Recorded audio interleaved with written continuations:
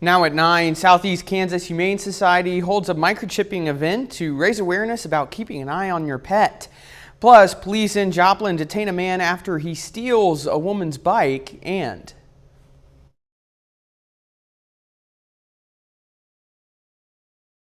Samantha Walker, and I'll have that story coming up. The 4 states' most watched news starts now. Newton County first responders are alerted to a report of a train striking a car. This is KOAM News at 9. I'm Anthony Saviello. The incident occurred around 9:20 p.m. last night near Tipton Ford access of Old Highway 71. Missouri state troopers say the car got stuck on the tracks after the driver mistook it for a road. The occupants of the vehicle did exit the car before the train slammed into it. No injuries have been reported. Joplin police officers have arrested a man after engaging in a foot chase yesterday evening. Officers were at Ewart Park performing a pedestrian check when a man fled on foot. The man stole a bicycle from a female and began riding away. The subject eventually made his way south on New Hampshire Street before officers caught up and detained him. The man has numerous warrants and could face additional charges. The woman whose bike he stole was located and given her bike back. Meteorologist Lindsay Gaffney joins us with a first look at weather. Well, today was a bit cooler than the last couple of days due to the cold front that came through last night. However, unfortunately, temperatures are going to heat up rather quickly starting tomorrow. We've got a heat advisory for a few of our southern counties due to heat indices getting up to 108, and that's from 12 p.m. to 9 p.m. tomorrow. However, temperatures today right now getting down to 78 in Joplin, 74 in Pittsburgh, 75 Chanute, a little bit warmer in those southern counties, still sticking around in the 80s, but overall we were pretty cool and dry today. However, we do have more rain chances and heat continuing into the week. We'll talk more about that in just a bit. All right, thanks, Lindsay. A woman in Kansas City is outraged after her dog suffered an injury at a pet groomer. The pet survived, but the fallout for the incident could have serious repercussions for the groomer. I was shocked. I had to have my daughter take a picture of it. I was so shocked. I wasn't sure what I was seeing. A dog owner says what was supposed to be a routine haircut turned into an emergency trip to the vet in Basur earlier this month. The vet was shocked. He used the term fillet of his neck. The vet measured with his hands and said that it was only half a centimeter from his jugular vein, which is absolutely insane. They say Dilly has been a customer at Just for Dogs Grooming for years. His owner, who didn't want to be shown on camera, says when she picked him up, she was originally told it was just a nick. And it's not. And with the vet next door, there's just no excuse for the negligence. They say the groomer was very apologetic and reimbursed the family out of her own pocket, but the store manager mishandled the situation. The store manager just blowing it off and saying it was nothing and not even offering an apology. You could have just called me. You could have just said, I'm sorry. You could have just a lot of things. Right there says you didn't care that much. Several stitches later, Dilly is mostly healed and back to running around the yard. But his owner tells us, I won't take my dog back, and I've got a lot of friends who won't be going there either. June is National Microchip Month, and the SEK Humane Society is working to raise awareness on the importance of being able to identify your furry friend. The shelter hosted a low-cost pet microchip clinic to help get as many animals chipped as possible. The event was open to both cats and dogs. Organizers say microchips are important for animals as one out of every 3 pets will go missing during its lifetime.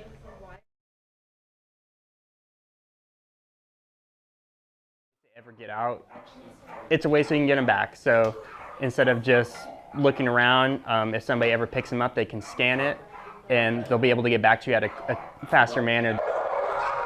Animal advocates say it is especially important to have a way for your pet to be identified ahead of the 4th of July. More pets run away during the holiday than any other time of year. Coming up, it's heating up for travelers. Travel and temperatures both expected to set records over the 4th of July weekend. I'm CB Cotton here in New York, and I'll have those details coming up. A few things are recognizable around the 4th of July, few things are more recognizable than the bright displays of fireworks in the sky.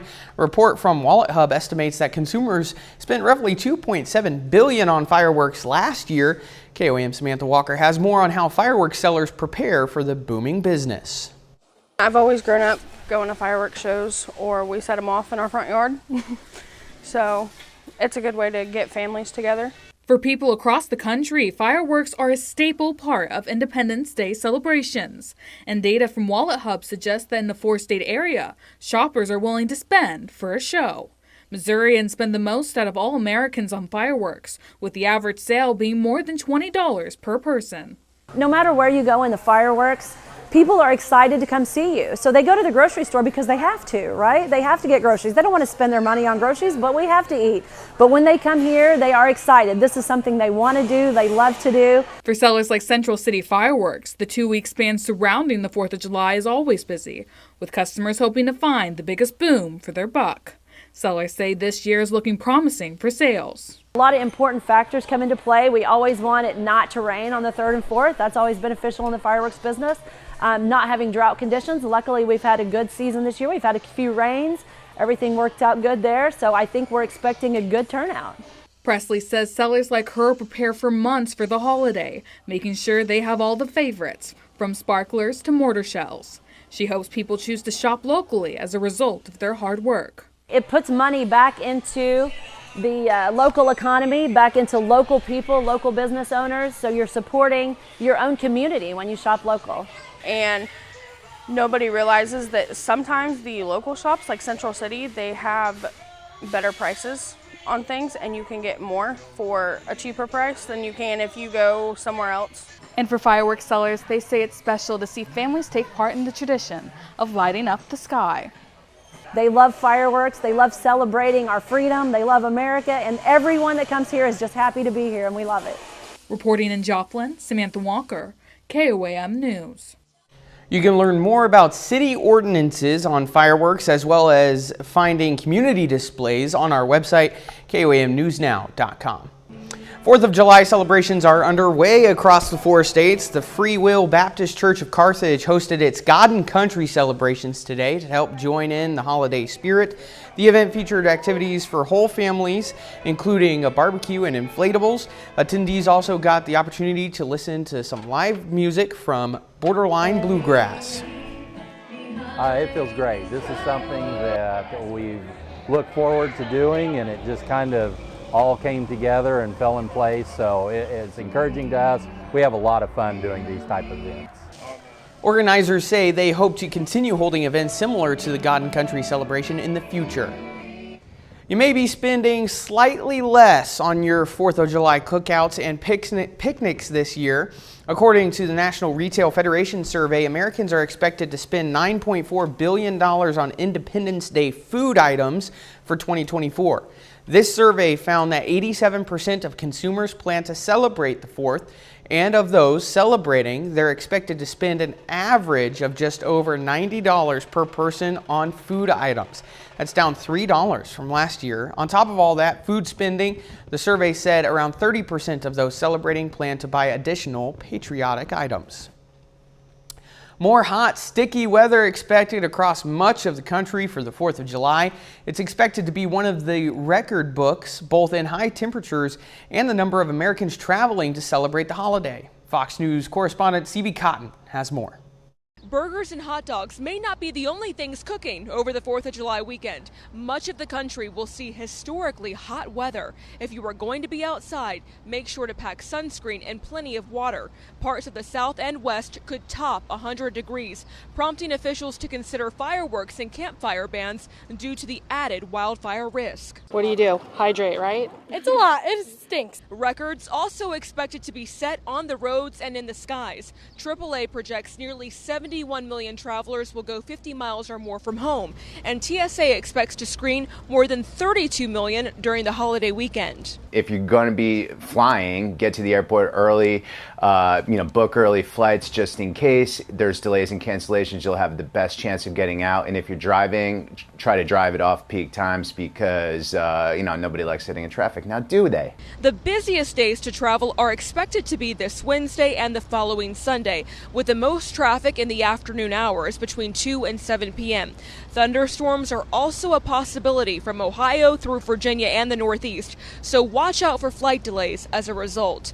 Adding to the fray is Hurricane Beryl, currently churning in the Caribbean, which has the potential to cause disruptions in the southeast.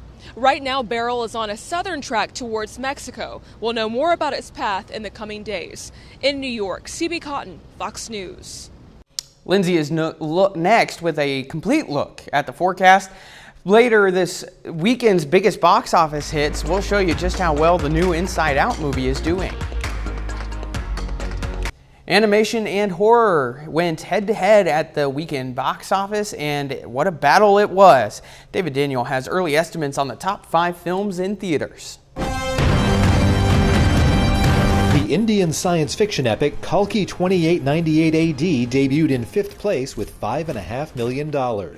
Bad Boys Ride or Die fell to 4th, but $10.3 million gave it a domestic total of $165 million. Horizon, an American Saga Chapter 1 started out in 3rd place with $11 million. A huge debut for A Quiet Place Day 1. The prequel scored a franchise best $53 million opening weekend. Behold, my super high-tech Riley protection system. Inside Out 2 kept the crown for a 3rd straight weekend, earning $57.4 million and crossing the $1 billion mark globally in just 19 days, a record for an animated film. In Hollywood, I'm David Daniel. Horizon star and director Kevin Costner often portrays tough characters.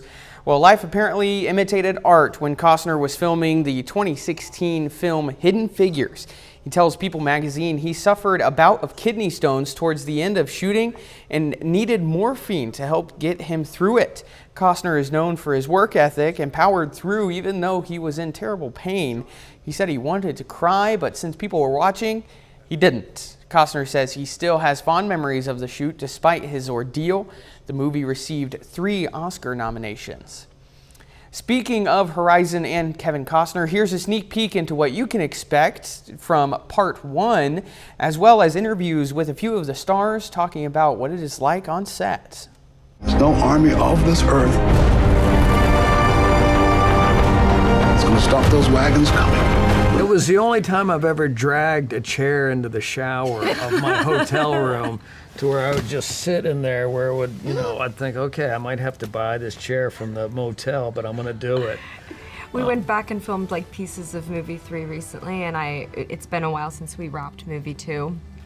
And I remember coming home and taking a shower and just looking at the floor of the shower and going, yeah, definitely back on Horizon. Because it's like the entire floor of the bathroom is orange, the entire floor of the shower, and you're just like, there's dust in your nostrils and your eyes and your ears, and you can't get all of it out. We'd start the day with like relatively clean faces, like they'd put a little bit of dirt on us just to make us look like we'd been on the trail. They didn't need to do that because within 10 minutes of being wherever our location was, we were caked in it. We'd get back to our trailers at lunch and we'd be like 3 shades darker. Like we looked like we'd all had terrible, very orange spray tans. Up next, people in New York celebrate the last day of Pride Month. June 30th means the last day of Pride Month, and New York City celebrates its annual Pride Parade today. Tens of thousands of people gathered to celebrate the 2024 Pride Parade, decked out in rainbow attire. This is the parade's 54th year. The celebration kicked off at noon on the corner of 25th Street and 5th Avenue near Madison Square Park in Manhattan. The theme for this year's parade was Reflect, Empower, Unite, and was selected by organizer NYC Pride. To encourage advocates and their allies to reflect on the challenges the community has faced in the past while empowering them to shape their future. 30 more minutes of news, weather, and sports coming your way. Coming up, an important decision for the Supreme Court in regards to immunity for presidents.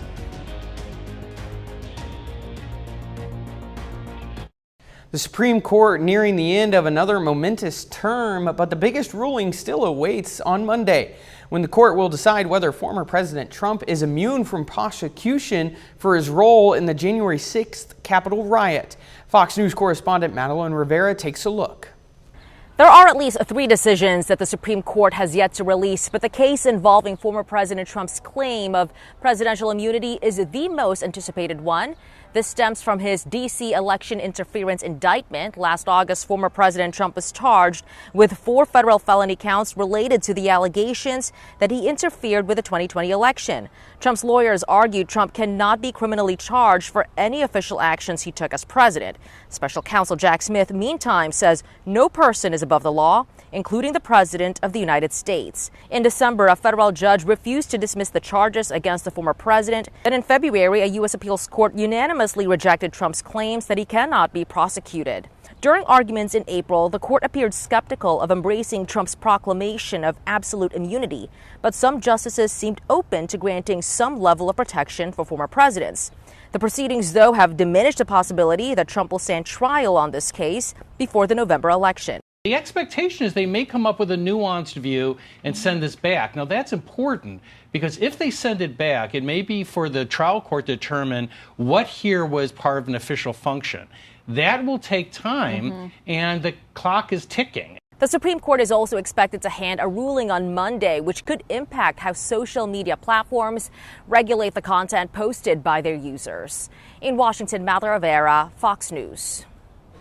The Biden-Harris re-election campaign has announced it's raised over $33 million since the Biden-Trump debate on Thursday. The campaign says $26 million of that came from grassroots donations, which refers to small donations generated by community efforts to motivate voters. Campaign officials say Thursday was its best grassroots fundraising day ever, and Friday is its second best. The president's team is in damage control mode following Mr. Biden's poor performance in the face-off with former President Trump. Speaking of President Biden's performance against former President Donald Trump during the first presidential debate of 2024 has pushed some Democrats to call for a new nominee. Tom Foreman breaks down the ways that could happen. Primaries have been held. Delegates committed. President Joe Biden is the presumptive nominee for the Democratic Party. Short of a true health crisis, about the only way he loses that slot is if he agrees to step aside. His stumbling debate performance against former President Donald Trump, however, has fueled calls for him to do just that. On the total initiative relative to what we can do with more Border Patrol and more asylum officers. President Trump? I really don't know what he said at the end of that sentence. I don't think he knows what he said either. But even then, the process of replacing him would be full of uncertainty. Democrats could work it out at their convention in August, the way political parties used to. Various names would be put forward, and most likely the more than 3,900 delegates from across the country would discuss, debate, and eventually decide on a new candidate. Almost all of them right now are currently pledged to Biden and approved by his campaign. But if they can't agree, if it gets really nasty and grinds on, well, then maybe the additional 700 superdelegates, deep-seated party insiders and elected officials, could be key to settling the matter. They normally can't vote on the first ballot for president if it would change the nomination, but they can vote on subsequent ballots. But that scenario raises questions too. Would voters who took part in primaries feel pushed aside and alienated from the party if a new nominee was chosen? Would a new choice be able to mount an effective campaign in the roughly 10 weeks from the end of the convention until Election Day? And who would be the choice? There are several big names that could likely be considered, but not until the party decides how it feels about Vice President Kamala Harris. Plenty of Democratic voters and party leaders would see her as the natural heir to the nomination, and if she is not chosen, her disappointed supporters could also become a deep problem for the party in November. For now, Biden's advisors and other top Democrats are pushing back on the whole idea of him dropping out, and according to his team, the president is still looking forward to a rematch with Trump at the next debate in September.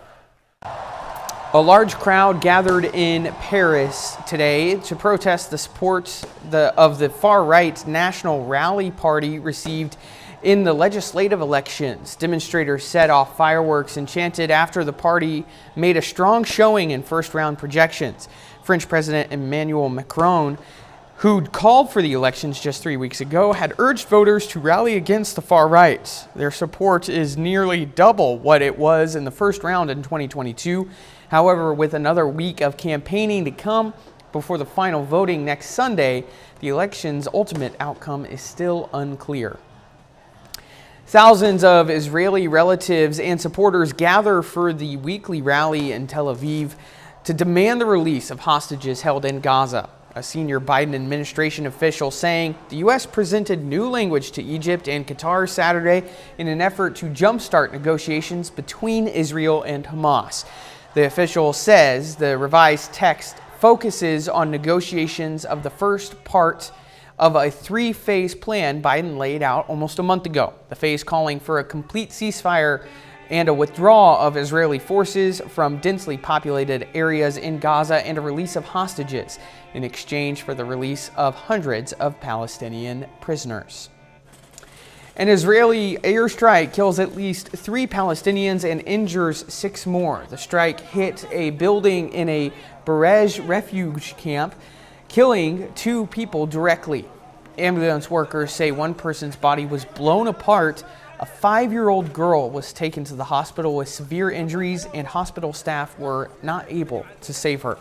Nearly 38,000 Palestinians have been killed since Hamas's attack on October 7th. Gaza's health ministry does not distinguish between combatants and civilians in their toll. Still ahead, how pen pals meet for the first time after 50 years.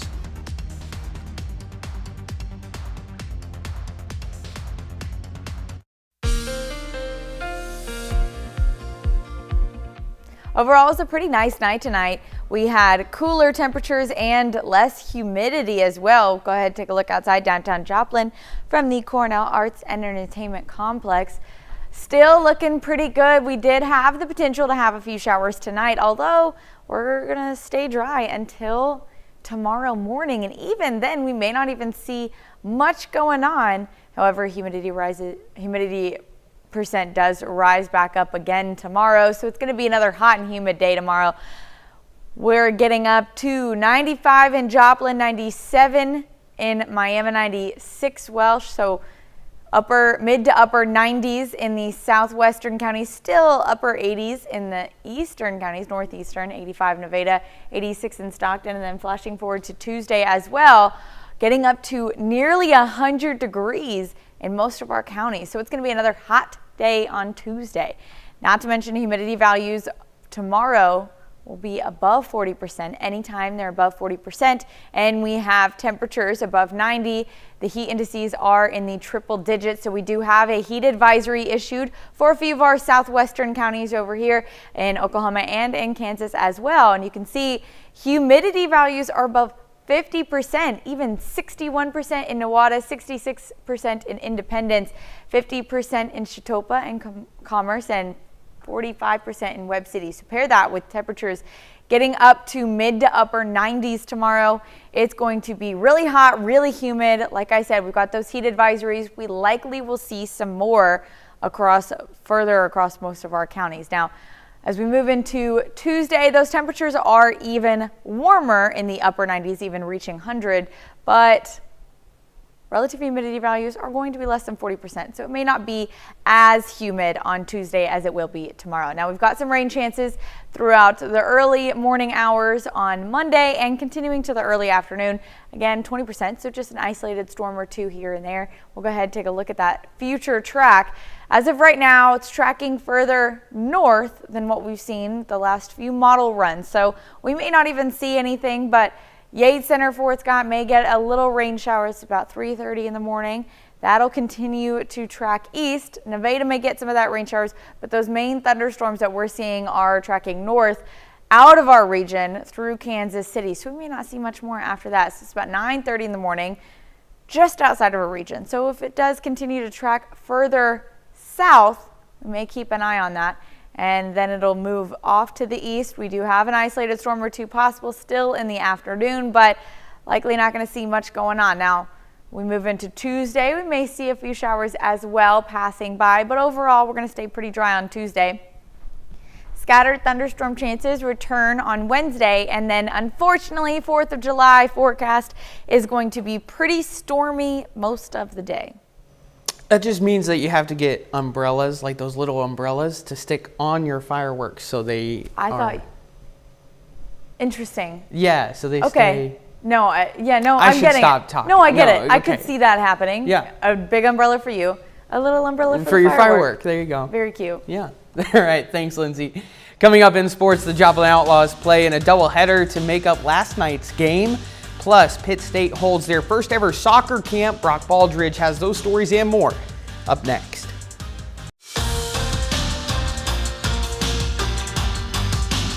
Pittsburgh State Soccer continues to develop as a program in their first year of existence. This weekend, the team hosted their first Elite ID soccer camp. Sunday afternoon inside the Plaster Center, 73 girls ages 8th grade to junior college competed in the camp. This event had so much interest, they had to close their registration down. Each player got evaluations from coaches and Pitt State soccer players. The camp gives opportunities for players who want to display their talents in front of a college coaching staff. So this is our first ID camp as Pitt State, so we wanted to get kids that are anywhere from 8th grade to there's some JUCO players here just to get them on campus so we can evaluate them. We also coach them to try to help them develop as players too. So it's kind of get those and then the last one so they can compete. Sometimes in soccer, there's a lot of recruiting all over the country. So I was in Seattle and Los Angeles area the last week. So this kind of helps bring it together because now our eyes are both on the same kids doing the same at the same time. So that's super helpful. The Joplin Outlaws wrap up their final game of the series against Fort Smith. Saturday night's game was postponed due to weather, so the teams look to make up by playing a doubleheader on Sunday. Outlaws look to avoid losing their first series of the season, taking on the Fort Smith Marshals. We pick things up in the 5th inning. Marshals lead 3-1. Matthew Schilling grounds out to Cole Hill, but a run does score and Fort Smith leads 4-1. So here's where things get really interesting. Andre Jackson pops this one up to right field. It's going to be a tough play for the outfielder, and he makes the catch at the wall. Great throw to third base.